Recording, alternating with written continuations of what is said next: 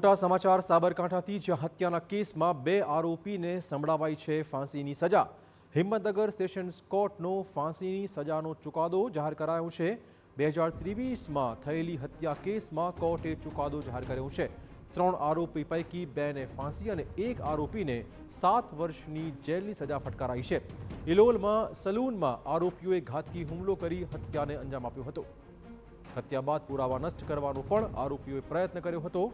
પુરાવા અને સરકારી વકીલની કોર્ટમાં દલીલો બાદ કોર્ટે ફાંસીની સજા ફટકારી છે।